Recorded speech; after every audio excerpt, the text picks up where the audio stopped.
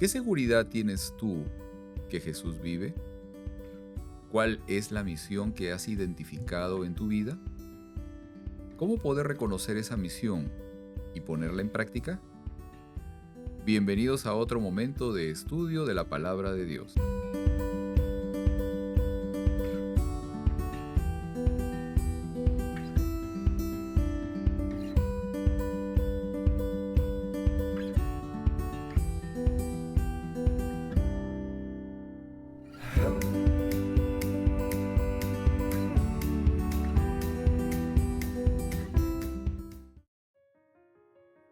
Hola, bienvenidos a este momento de estudio de la lección de escuela sabática.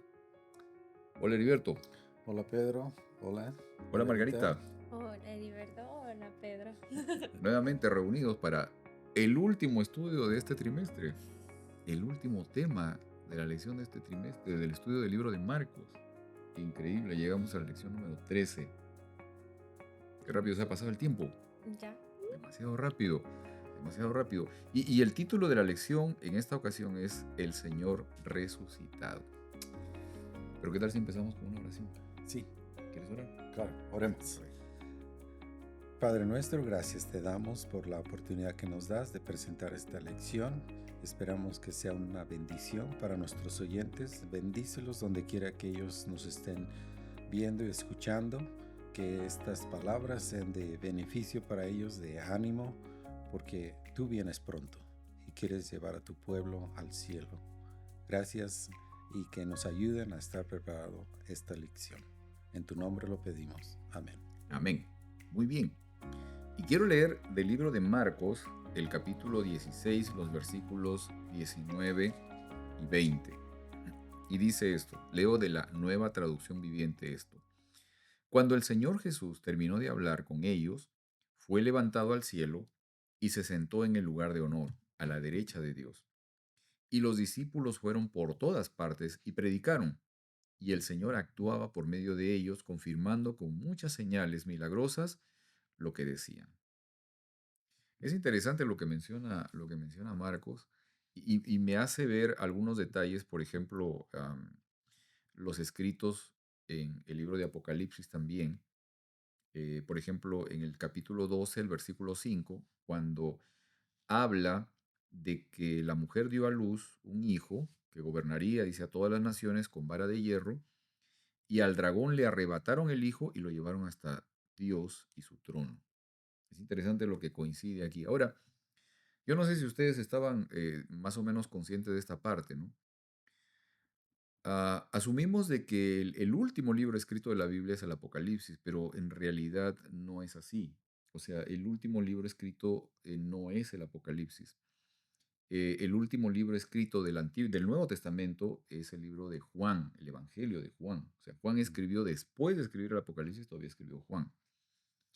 En el caso de Marcos, de los cuatro evangelios, Marcos fue el primero en ser escrito. O sea, el Evangelio de Marcos fue el primero en ser escrito también. ¿Ok? Y eso nos da algunas cosas interesantes de información porque, por ejemplo, Marcos revela, perdón, Marcos no revela cuál es el nombre de la mujer que unge a Jesús. Solo dice que una mujer se acercó y etcétera, etcétera. Pero en caso Juan sí lo hacen. ¿Ok? Probablemente, no sé, Juan Marcos quería guardar digamos, el nombre de la mujer por alguna razón, quizá todavía ella estaba viva. En el caso del tiempo de Juan, probablemente no, ya habían pasado probablemente más de 100 años y quizás ya no tenía mayor relevancia guardar el nombre de la persona, en fin, ¿no? Algunas cosas allí hubieron, digamos, de detalles en todo esto. Pero es interesante esto de que ah, eh, Marcos manifiesta un impacto, un efecto que tuvo en los seguidores de Jesús el hecho de poder reconocer, de poder saber y de poder ver a Jesús resucitado. ¿Ok? ¿Cuál es el impacto que ustedes pueden notar, digamos, de inmediato? Que lo manifiesta aquí Marcos en estos versículos, lo que acabo de leer. Dice, y los discípulos fueron por todas partes y predicaron, y el Señor actuaba por medio de ellos, confirmando con muchas señales milagrosas lo que decían. O sea, ¿qué impacto tuvo en los seguidores de Jesús el verlo resucitado, el verlo ascender al cielo? ¿No? y qué impacto tiene en nosotros hoy. Pues creo que como cualquier persona que acaba de hacer algo muy difícil y lograr algo muy difícil, va y comparte su victoria. El compartir la victoria es como que ya todos tuvimos la victoria. Entonces comparte un espíritu de victoria y el espíritu de victoria es de celebración, de ánimo, de mucha emoción.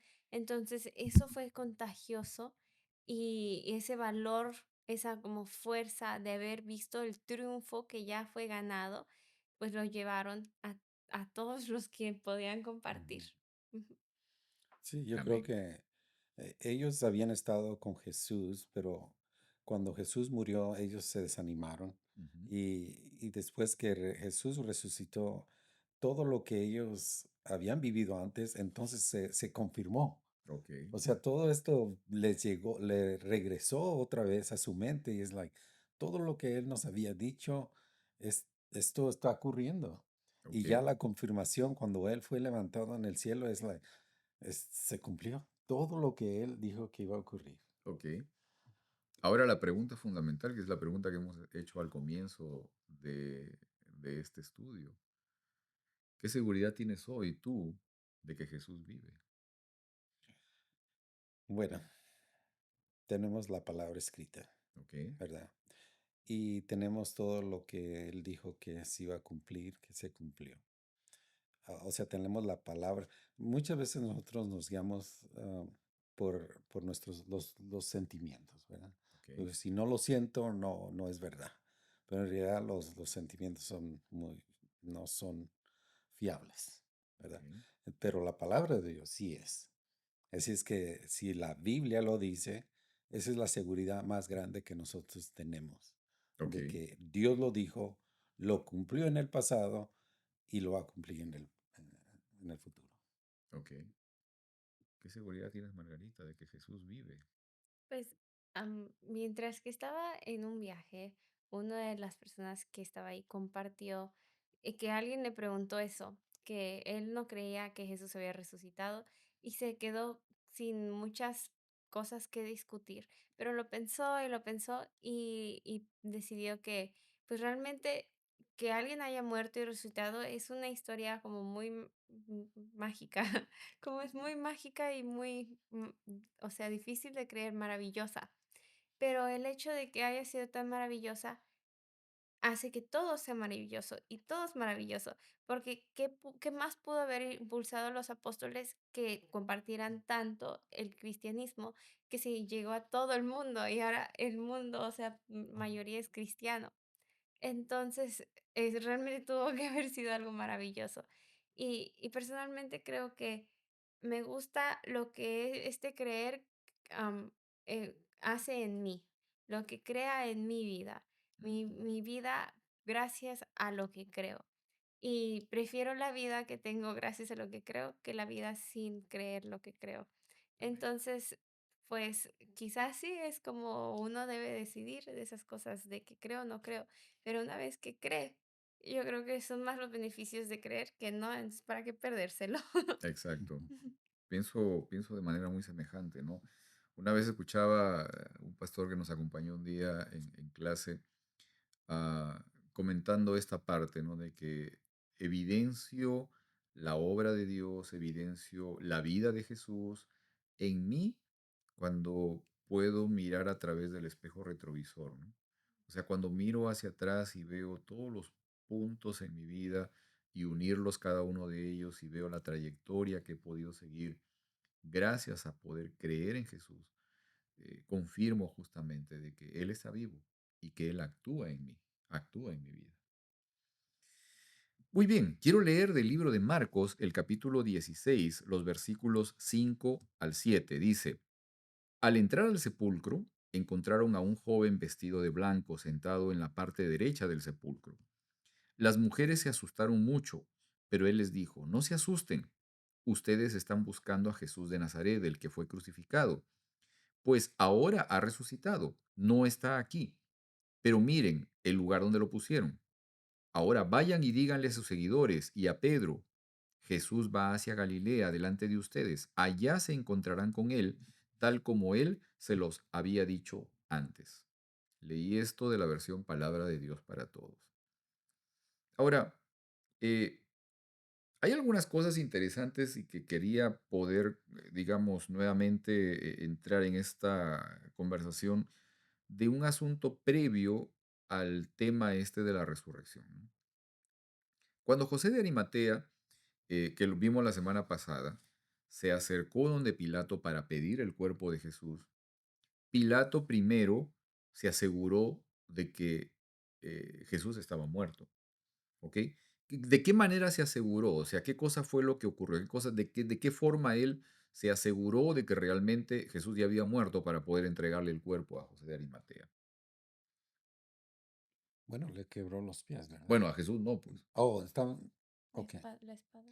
Claro, o sea, Ok, le pero, clavó la pero espada. obviamente tenía al soldado ahí, tenía al centurión, dice Sí. la versión, ¿no? Dice que tenía al centurión ahí y que le preguntó, ¿no? Y entonces el centurión fue nuevamente al lugar para cerciorarse de eso. Probablemente en ese momento clavaron la Ujú, lanza. Y lo que, bueno, el resultado de ello, lo que dice la palabra, de lo que dicen los escritos, que salió agua y sangre, ¿no? ujú, ¿Qué sabes de eso, Margarita? De esa condición de salir agua y sangre. Es el peritoneo, el líquido peritoneal se acumula, Se estancó. sí, y ya pues no hay retorno. Y en el abdomen se acumula el líquido peritoneal, que es todo lo que o sea, lo que es del intestino, todo ese líquido, el hígado ya como que no tiene esa función y la sangre. Entonces, cuando la sangre no tiene suficiente tensión o presión oncótica, o sea, proteínas, etcétera, o presión dentro de sí, sale todo ese líquido hacia el líquido peritoneal. Y luego la sangre, pues cuando se rompe un vaso, sale además sangre. Ujú. Esta era una cuestión fundamental porque debemos recordar una cosa, ¿no? El soldado romano era una persona entrenada para matar y era una persona ujú, entrenada para reconocer cuando un sujeto o una persona X estaba muerta. O sea, era una máquina de matar realmente el soldado romano y reconocía perfectamente, sabía las características de cualquier otro sujeto que estaba muerto. En este caso, al clavarle la lanza a Jesús y justamente salir agua y sangre, era la prueba evidente de que él ya estaba muerto. ujú. ¿Ok? Eso es muy importante. Ahora, eh, al recordar las palabras de Jesús, de que, digamos, él eh, podría destruir el templo, ¿no? Decía, destruyan ese templo y en 3 días lo levantaré. ¿Ok? Los religiosos en realidad estaban, reconocieron o entendieron que Jesús estaba hablando de sí mismo. Es interesante esto, o sea, Ujú, no sé si ustedes se fijaron, porque justamente esa fue la razón por la que ellos pidieron la guardia, para que sea puesta una guardia en la tumba, porque ellos recordaron de que Jesús había dicho esto, ¿no? De que destruyan ese templo y en 3 días lo levantaré. Y entonces ellos reconocieron de que en realidad no estaba hablando del templo, del edificio, sino estaba hablando de su propia vida, de su propio cuerpo. ¿Ok? ¿Qué me dice esto? O sea, fíjense, es curioso porque los seguidores de Jesús, o sea, los discípulos y otros más, no entendieron esto, no entendieron esto. Tal vez la excepción fue María Magdalena, probablemente, ¿ok? Pero los demás nunca entendieron esto. Y sin embargo, los religiosos de la época de Jesús sí lo entendieron, pero al mismo tiempo, de todas maneras, buscaron matarlo y lo lograron. O sea, ¿qué me dice esto de la forma como el ser humano llega a actuar, ¿no?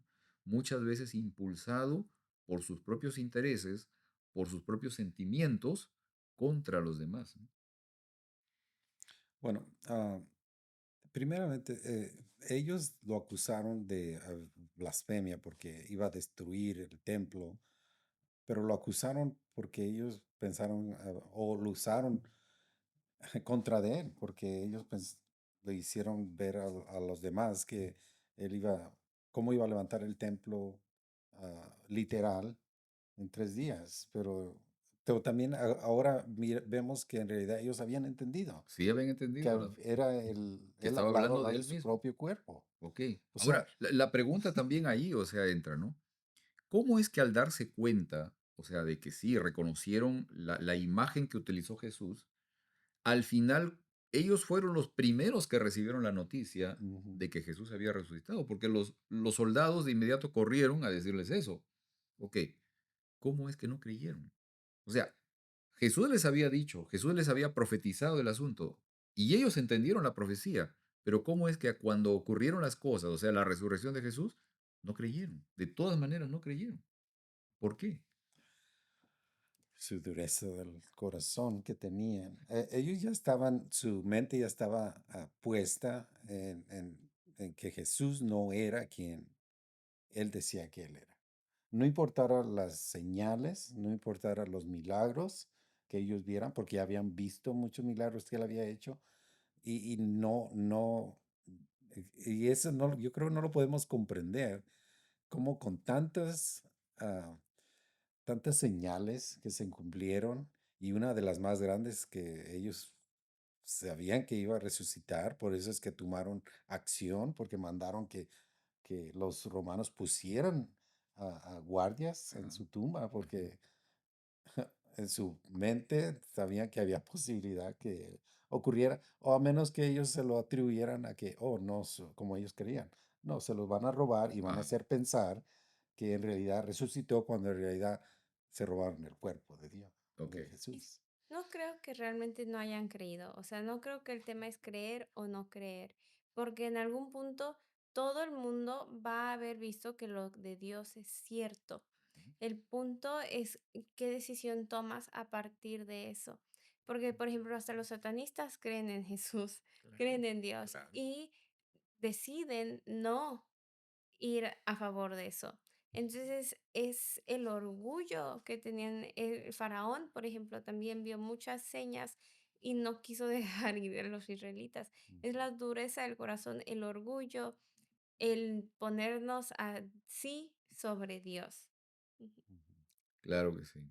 Y creo que es mucho eso, o sea, ahora, para nosotros, ¿no? Porque es muy fácil, digamos, ubicarnos en el plano histórico y poder ver que estas personas se equivocaron, a pesar de las evidencias que tenían o de las evidencias que vieron, de todas maneras se resistieron, su orgullo les ganó, etcétera, etcétera. O sea, pero para nosotros hoy, o sea, ¿cuál es la condición, el riesgo que puede haber? O sea, ¿qué me dice esto de que a pesar de que yo pueda conocer los escritos, pueda conocer la teología, a pesar de que yo pueda tener todo el conocimiento de ilustración, etcétera, etcétera, de todas maneras, todo eso no necesariamente me está o me va a llevar a conectarme con Jesús? O sea, ¿cuál es la situación aquí? O sea, ¿de qué manera yo realmente puedo llegar a estar conectado con Jesús? ¿De qué manera yo puedo permitirle a Él transformar mi vida y ujú. aceptarlo? Ah, estaba escuchando una parte de, creo que es el deseado de toda la gente, no estoy seguro, pero eh, hay una forma nosotros que podemos creer en Jesús, y una forma es de creer en una forma, ah, podemos decir, práctica, o sea, nos envuelve a nosotros. No solamente yo conocer, saber, entender todo esto, pero es algo práctico que me lleva a una relación con la persona de la que nosotros aprendemos. O sea, yo puedo aprenderme la Biblia de memoria, no creo que lo pueda hacer. Pero si lo pudiera hacer, eso no me iba a salvar también. No es Ujú. una forma. O sea, lo que yo conozco, lo que yo sé, no es lo que me va a salvar. Es la relación que yo tengo con la persona que escribió estas verdades. Ok, ¿Verdad? Me hace pensar en Corintios, Primera de Corintios 13, el versículo 2 dice, y si tuviese profecía y entendiese todos los misterios y toda ciencia, y si tuviese toda fe de tal manera que traslade los montes y no tengo amor, nada soy. Y Dios es amor. Ujú. So, así si no es, tengo a Dios, de nada me sirve. así es, así es. Ahora, hay otros detalles más y en el asunto, porque lo que quería era un poco que pudiéramos ver este asunto respecto de las cuestiones involucradas en lo que significaba la resurrección de Jesús. Ahora, fíjense en otro detalle. Juan capítulo 20, versículos del 3 al 9, mencionan algo muy interesante. Dice, y esto lo escribe Juan, ¿ok? Entonces Pedro y el otro discípulo se dirigieron al sepulcro. Ambos fueron corriendo, pero como el otro discípulo corría más rápido que Pedro, llegó primero al sepulcro. Inclinándose, se asomó y vio allí las vendas, pero no entró. Tras él llegó Simón Pedro y entró en el sepulcro. Vio allí las vendas y el sudario que había cubierto la cabeza de Jesús, aunque el sudario no estaba con las vendas, sino enrollado en un lugar aparte. En ese momento entró también el otro discípulo, el que había llegado primero al sepulcro, y vio y creyó. Hasta entonces no habían entendido la escritura que dice que Jesús tenía que resucitar. Acá hay algo interesante. Juan destaca el hecho de que él llegó y vio que el sudario, bueno, la tela que había sido usada para envolver la cabeza de Jesús estaba doblada, ¿sí? Bien en un lado de la tumba. Lo que hoy día comentamos un poco esa parte, ¿no? Ujú, ¿Qué significado tenía eso? ¿Por qué esa razón, no? Yo le pregunté esto a mi esposa y si podía tal vez recordar algo de lo que en algún momento nos habían comentado y ella decía, bueno, tal vez creo que me dijeron de que era porque Dios es un Dios de orden y una cosa así, ¿no? ujú. Pero en realidad no es eso, o sea, no era eso. Hay un dato interesante que es el hecho de que había una cuestión, digamos, en tradición, una cuestión de una forma de vida de ellos, ¿no? De una tradición hebrea para poder, digamos, reunirse, como en el caso, por ejemplo, de la cena, de la Pascua, y del momento de reunión de la cena en el aposento donde tenían que recibir o, digamos, celebrar la Pascua, el señor de la casa daba instrucciones a una persona que era la que se encargaba de arreglar todo. Esta persona arreglaba toda la mesa, la comida, todo lo demás, pero esta persona, una vez de que todos estaban sentados allí, se quedaba fuera del lugar, esperando prácticamente la señal que el señor de la casa le iba a dar. Cuando el señor de la casa terminaba de comer, usaba la servilleta, el mantel que tenían allí para limpiarse, y si él dejaba este mantel arrugado y puesto en la mesa, era la señal de que ya había terminado y que todo se acababa. Entonces, la persona que estaba encargada de arreglar la mesa y todo lo demás en ese momento entraba para poder recoger todo y limpiar todo. Pero si el señor de la casa tenía el mantel, se limpiaba, pero lo doblaba cuidadosamente y lo dejaba sobre la mesa al lado de su plato, y él se levantaba de la mesa, eso significaba de que iba a volver. Y la persona que estaba encargada de arreglar las cosas todavía no entraba al lugar, se quedaba afuera mirando lo que estaba pasando. Cuando Juan llegó a la tumba de Jesús, entendió perfectamente el mensaje que Jesús le estaba dejando. Por eso fue de que nunca entró a la tumba. Él se quedó fuera porque vio justamente el sudario de Jesús doblado a un lado y en ese momento él entendió de que esto no había terminado. Él entendió de que el Señor iba a regresar todavía y que todavía esta historia iba a continuar. ¿Sí? Es interesante todo esto, Mm, ¿no? Es interesante esta parte de la tradición hebrea también. Ahora, ¿qué otros detalles se mencionan en los escritos que, digamos, fortalecen la afirmación de que Jesús realmente resucitó? ¿Qué otros detalles hay escritos en los evangelios, sobre todo, que, digamos, sustentan, apoyan la afirmación de que Jesús realmente resucitó? Hay otras cosas más que pasaron. sí. ¿Qué más, por ejemplo? Bueno, hubo otras tumbas también que se abrieron, Ajá. otras personas resucitaron, Santos, supuestamente dice. otros santos. No sabemos si fueron santos de la antigüedad o fueron santos que Juan el Bautista, no sabemos. Yo me animaría por señalar tal vez a Juan el Bautista. Probablemente, ¿no? Probablemente. Ahora imagínense ustedes, la situación tan, no sé, hasta terrorífica probablemente, de que Juan el Bautista, porque dice que los santos fueron y se presentaron a algunos en el pueblo, Algo que de se le haya Jesús. presentado a la mujer de Herodes, o sea, a Herodes mismo. Sí. Porque hasta donde sé, o sea, no sé si Herodes terminó loco o qué pasó, O sea, hasta le tenía miedo a Jesús porque pensaba que era que Juan era el Juan el Bautista, Bautista. justamente. O sea, ¿te imaginas eso? Esas fueron algunas de las cosas que ocurrieron y mucha gente recibió la visita de los santos que habían resucitado, Ujú. ¿sí? ¿Qué otras cosas más pasaron? Bueno, sabemos que él se le apareció a otras personas. También, también. De todos esos, hubo un evento muy interesante y esto lo menciona Pablo. Me parece que está en 1 Corintios 15, cuando él menciona el asunto de que Jesús se le presentó a un grupo grande de más de 500 personas. Mm. ¿Ok? O sea, porque esto es interesante, fíjense, es posible que, digamos, una persona, dos personas puedan tener, no sé, una especie de ilusión o de idea de que vieron a alguien, ¿no? Pero hablamos de un grupo de más de 500 personas, es un poco más, digamos, complicado que 500 personas se puedan equivocar de estar viendo a una sola persona, Ujú. digamos, y viendo a alguien que había sido declarado muerto días atrás. O sea, esto es una cuestión que evita esta posibilidad de una histeria por ahí, ¿no? Que ocurría, etcétera, etcétera, ¿no? Ujú. Este asunto es un asunto muy, muy importante, ¿no? El hecho de que Jesús también se le apareció a un grupo grande de personas. Ahora, quiero leer del libro de Marcos el capítulo 16, los versículos 1 al 4 y luego el versículo 8. Y dice, al día siguiente del día de descanso, María Magdalena, María la mamá de Santiago y Salomé compraron especias aromáticas para ungir el cuerpo de Jesús.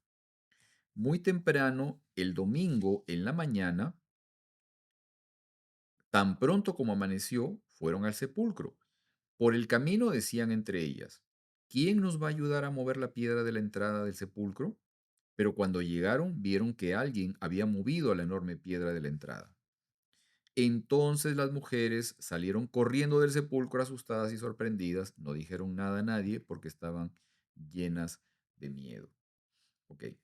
En este caso, Marcos menciona un detalle interesante. Dice que ellas, las mujeres, al día siguiente del día de descanso, no sabemos si fue el sábado en la noche o fue el domingo en la mañana temprano, compraron, dice, especias aromáticas. Es curioso porque Lucas menciona en el capítulo 23, los versículos 54 al 56, de que el día viernes, el día previo a la preparación del sábado, ellas ya tenían las especias aromáticas y estaban listas para ir el domingo justamente a ungir a Jesús.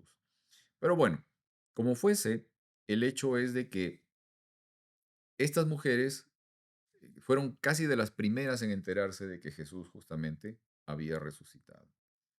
Ahora, hubo un grupo antes de estas mujeres en enterarse de que Jesús resucitó Mm. y eran los que estaban allí cuidando, Sí, ¿no? los Los soldados. soldados que estaban cuidando allí y probablemente los religiosos a quienes estos soldados fueron a informar de inmediato.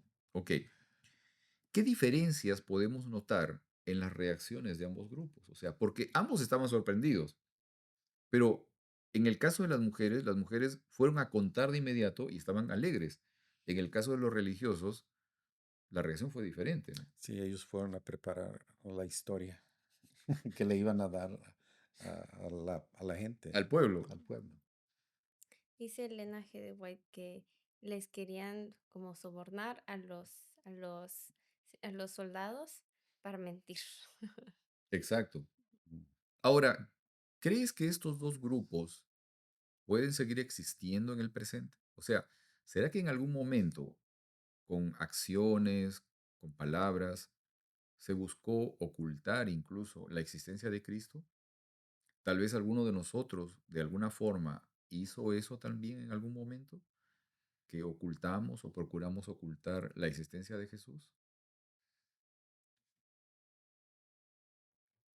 Probablemente, yo no sé, ¿no? Probablemente, tal vez a mí me ha pasado. O sea, y lo mencionamos la semana pasada en esta cuestión, en esta condición de que algunas veces debido a nuestra creencia, a nuestra fe, pudimos ser motivo de burla, pudimos ser motivo de humillación quizás, de que nos pongan sobrenombres o que nos pongan títulos, porque somos seguidores de Jesús.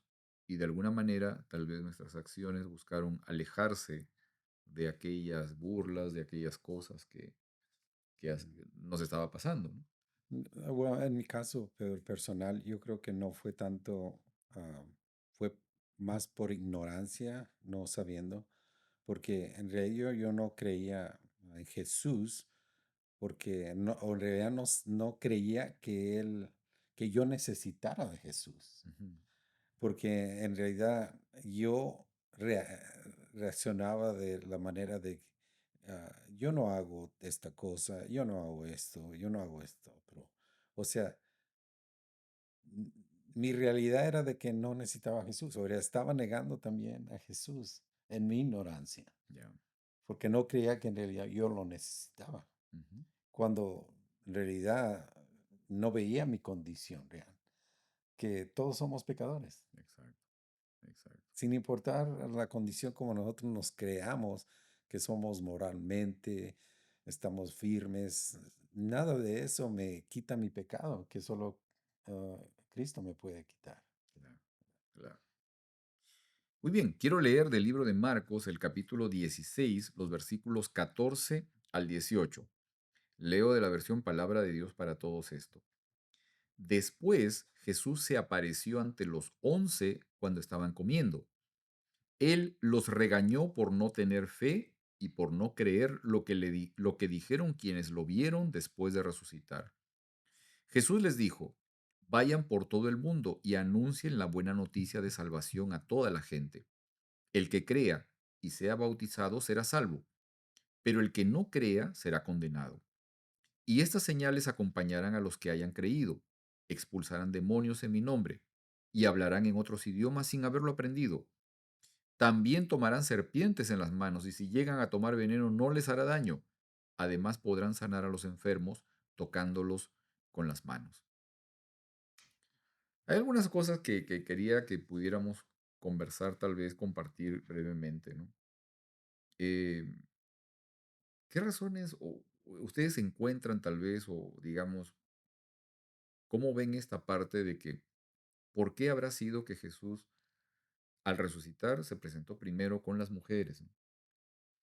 ¿Qué de particular habrá tenido esto? O sea, ¿tenía alguna razón en particular, alguna razón especial?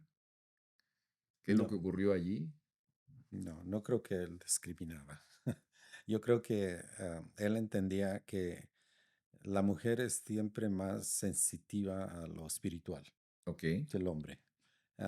Y ellas, y aún hasta en nuestros días vemos la cantidad de hombres y mujeres que se encuentran en la iglesia. ¿Por qué? Porque ellas son más sensitivas al llamado de Dios. ok, Y yo creo que ah, ellas fueron las primeras que estuvieron ahí porque estaban preparadas, ellas listas para trabajar.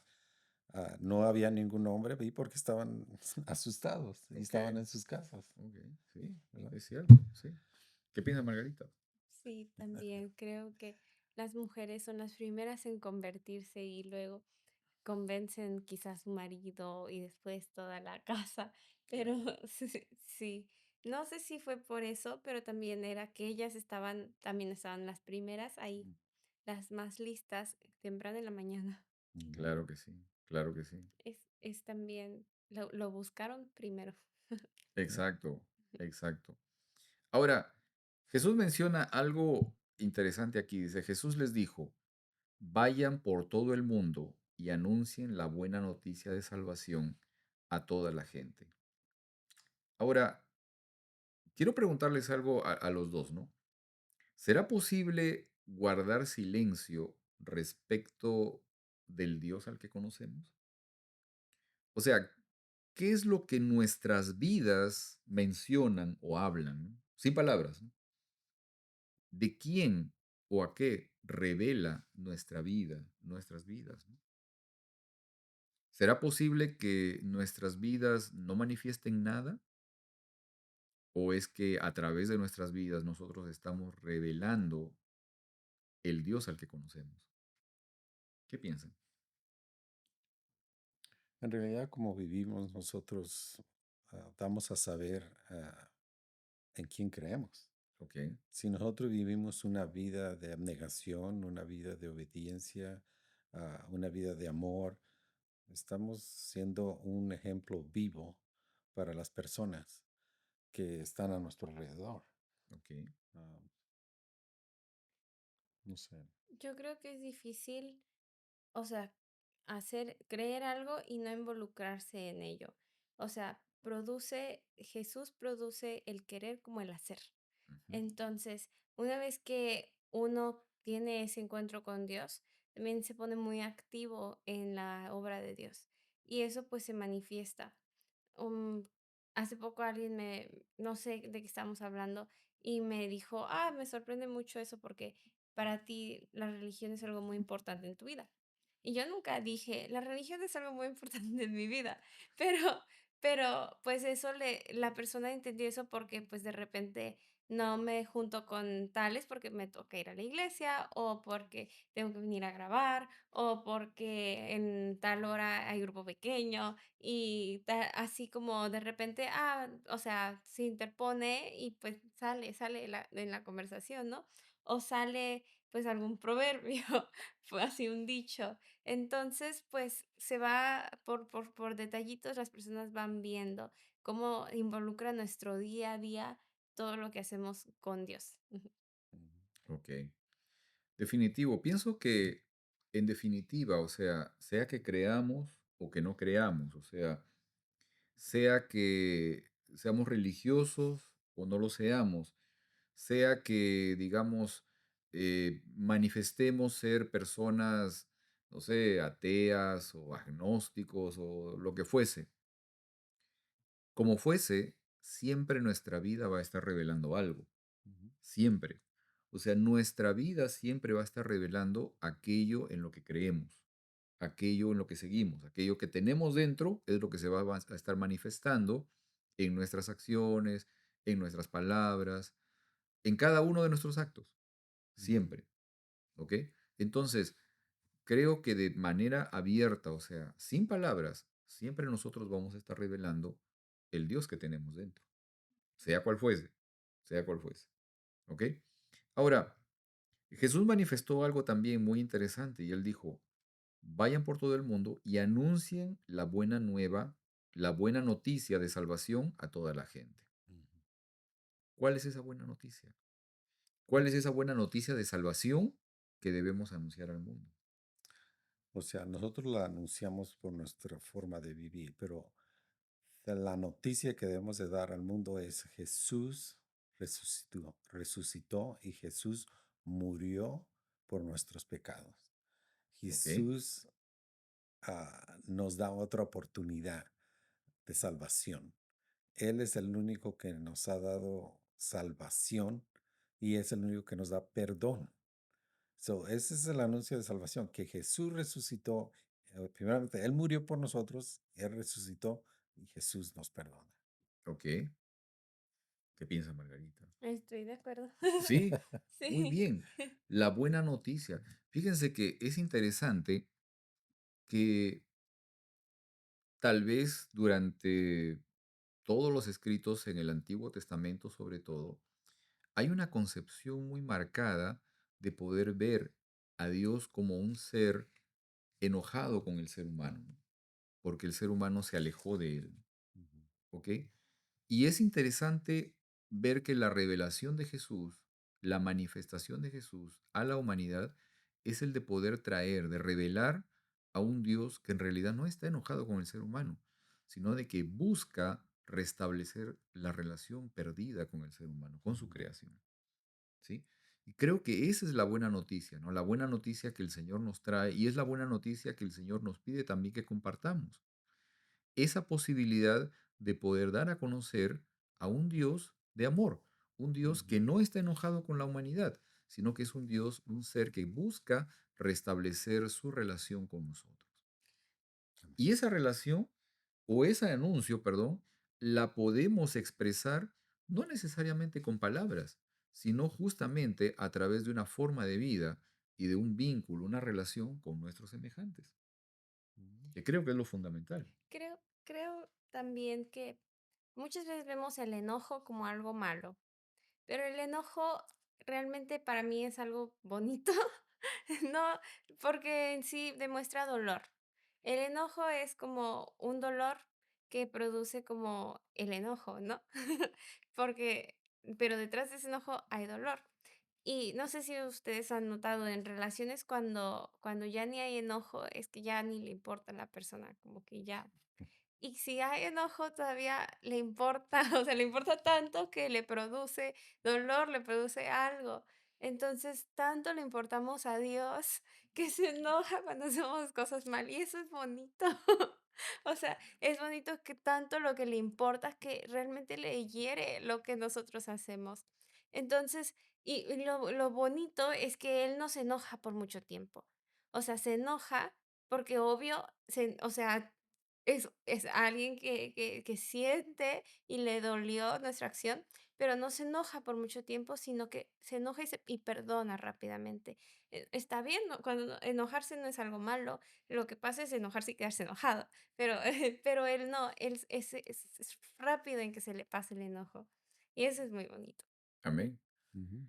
Ahora, una última parte y última pregunta también para todos. Y quiero leer del libro de Juan, el capítulo 13, el versículo 35. Y dice esto: De este modo todos sabrán que son mis discípulos, si se aman los unos a los otros. ¿Cómo entendemos este versículo en el contexto de la misión de proclamar las buenas nuevas? O sea, ¿qué relación tiene este versículo con el carácter de amor del Dios que deseamos presentar a la humanidad? Ujú.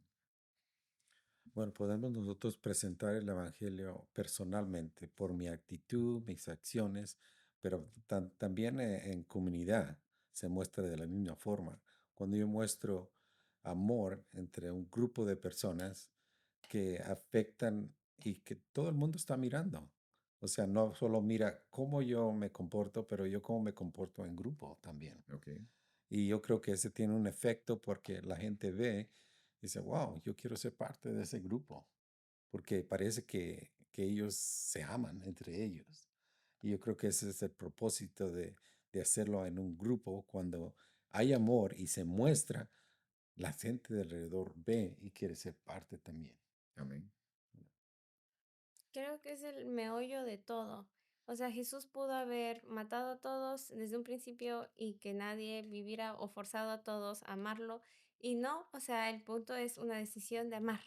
Entonces, si nosotros, los que van a ir al cielo, es porque aman a Dios y porque aman a los otros, porque cumplen la ley, amando a Dios y amando a los otros. así es, Entonces, o sea, nada debe ser a fuerza. El meollo de todo, de por qué Jesús vino, es para poder estar con nosotros y de, o sea, los que no aman, pues ¿para qué? O sea, si no aman, los que van a ir al cielo y la vida eterna es para quienes realmente aman y ese es el punto de todo. Así amén, es. amén, amén. Y para todos nuestros amigos también que nos están oyendo, que nos están viendo, poder renovar la confianza en que Jesús vive hoy. Y Él, su vida, que la entrega a nosotros también. Y esa vida transforma nuestro ser, porque Él es un ser de amor. Y ese amor y esa transformación de nuestra vida va a servir también para bendición de otros. Y para que a través de nuestros actos, de nuestras acciones, de nuestras palabras, de cada uno de nuestros hechos, podamos también mostrar a otros del ser maravilloso que nosotros podemos llegar a conocer. Muy bien, nos vemos la próxima semana con otro estudio, ¿ok? Sí, Otro estudio muy interesante, sí, una nueva lección, sí, un nuevo tema que tendremos la próxima semana.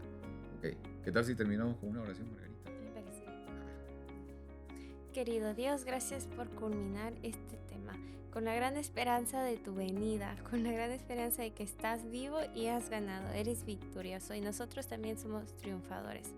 Dios, ayúdanos a tener ese amor tanto que poder amar a todos y compartir lo que sabemos por amor, no estar compitiendo ni nada. Danos ese ánimo durante la semana y esa gran esperanza. En el nombre de Jesús, amén. Amén. Muy bien.